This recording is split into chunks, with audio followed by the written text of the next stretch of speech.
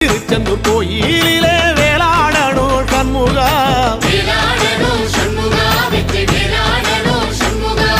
பிள்ளை ஆண்டான் பிள்ளை என வரம் கொடுக்கணும் சண்முகா,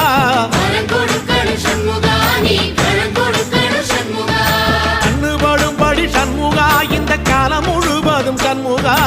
உன்ன நினைக்கிற சண்முகா நல்ல செல்வம் பொழிக்கணும் சண்முகா, சொன்ன வரங்களை அள்ளி கொடுக்கிற கொடை வள்ளலே சண்முகா, கோடி வணக்கம் சண்முகா, பல கோடி வணக்கம் சண்முகா.